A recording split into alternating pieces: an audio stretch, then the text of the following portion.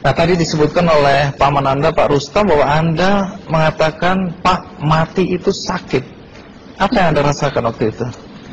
Rasa dada sesak, terus sakitnya tuh seperti ditusuk pedang, terus seperti kulit binatang dikuliti hidup-hidup.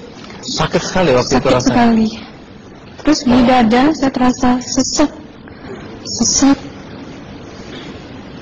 Setelah itu paman saya mengajar saya mengucap kalimat thayyibah,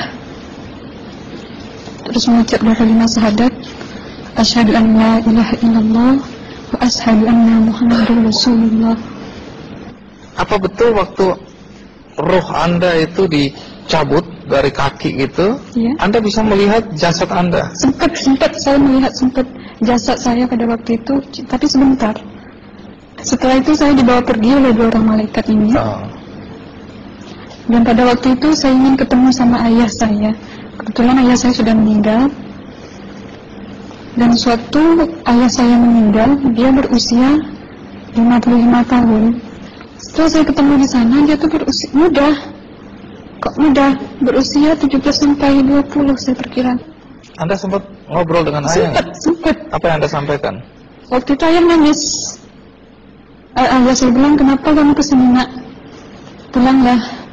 Di rumah tidak ada orang. Kasihan lihat ibumu dan adik-adikmu.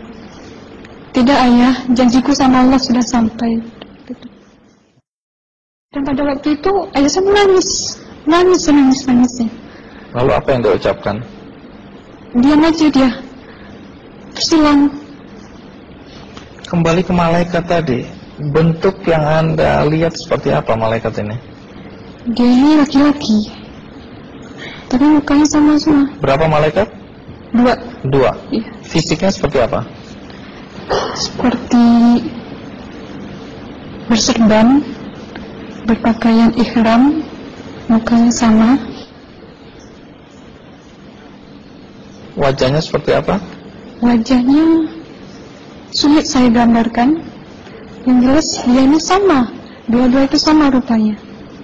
Apakah ada ucapan dari dua sosok yang Anda anggap malaikat itu? Ada. Apa kata mereka? Waktu itu saya mengalami perjalanan spiritual. Saya disoal oleh malaikat itu dengan sebutan ma ayyutuka, siapa Tuhanmu, katanya. Waktu itu roh saya menjawab, Tuhanku adalah Allah. Siapa pemimpinmu? Pemimpinku adalah Nabi Muhammad sallallahu alaihi wasallam. Mana kiblatmu? Kiblatku adalah Ka'bah. Siapa kedua orang tuamu? Siapa saudara maramu? Terus saya diperjalankan. Setelah itu kedua orang malaikat ini memimpin tangan saya, tangan kiri saya, membawa saya ke satu tempat, menduduki saya di sebuah kursi. Pada waktu itu kursinya tuh empuk, mungkin 8 busanya ya, cantik. Terus di sana saya duduk. Di sebelah kanan saya ada tiba-tiba berwujud seorang perempuan yang mengaku amal. Kamu siapa? Kata saya. Aku adalah amalmu semasa kamu hidup di atas dunia. Dan selama kamu di sini, saya akan menemanimu sampai yaumul akhir, itu katanya. Dan pada waktu itu saya melihat perempuan-perempuan solehah berpakaian muslimah, berkerudung, mencium pipi kanan, pipi kiri. Mungkin salam perkenalan pertama waktu menduduki di situ. Setelah itu saya dihijrahkan lagi, dibawa oleh dua orang malaikat ini lagi, melihat dosa-dosa besar ya. Di sana saya diperlihatkan ada seorang laki-laki memikul besi di bahunya. Saya perkirakan besi itu mungkin beratnya tuh berton kali ya. Berat sekali ya. Berat sekali. Terus dia berjalan nggak sampai-sampai ke tujuannya. Berlumuran darah nanah, baunya na'udzubillah misalnya. bajunya tuh sobek-sobek. Waktu itu roh saya disaksikan oleh Amal. Saya tanya kepada Amal, roh tanya sama Amal, wahai Amalku, dosa apakah yang manusia ini lakukan sewaktu ia hidup di atas dunia? Amal menjawab pada waktu itu, sewaktu manusia ini di atas dunia, dia ini adalah menyantet orang, meneluh orang, sehingga dia berjalan nggak sampai yaumul akhir katanya.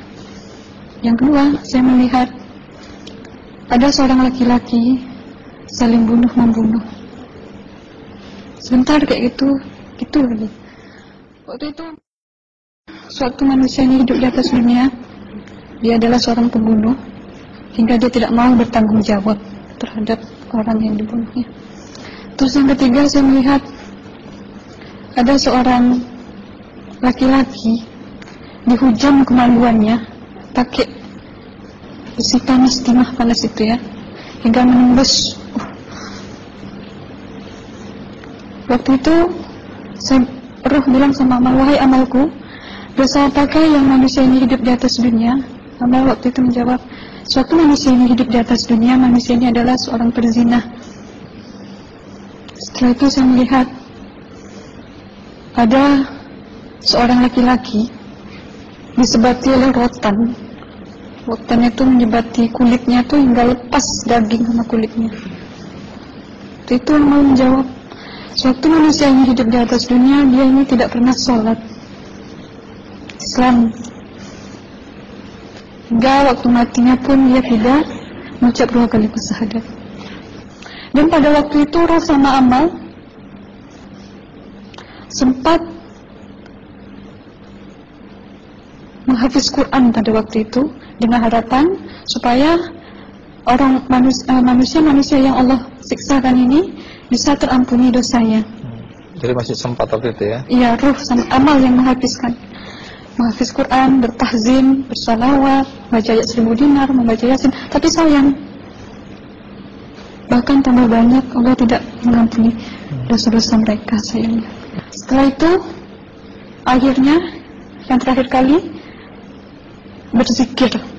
Zikir saya pada waktu itu, subhanallah, walhamdulillah, wala ilaha illallah, wallahu akbar, la haula wala quwwata illa billahil aliyyil azim. Sekuat-kuatnya nada saya berteriak.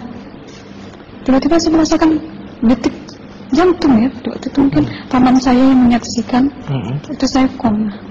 Disitulah sebenarnya Anda kembali ke jasad ya? Iya, benar. Jadi banyak sekali Anda menyaksikan kejadian-kejadian di alam sana ya. Nah, menarik karena waktu kami menghubungin Mbak Aslina, pada dasarnya Mbak Aslina keberatan menceritakan kembali kisahnya. Tapi kalau toh akhirnya Anda mau sampai di sini dan Anda sudah bercerita, apa harapan Anda pada orang-orang yang mendengarkan kisah ini? Ya, harapan saya pertama, ya lebih banyak mumpung menyambut puasa ya, lebih banyak mendekat diri aja sama Allah, perbanyakkan amalan soleh, perbanyakkan zikir, perbanyakkan sholawat, baca Quran, dan sebagainya. Itu harapan Anda ya? Iya. Baik, terima kasih Mbak Aslina ya, sudah datang dari Bengkalis.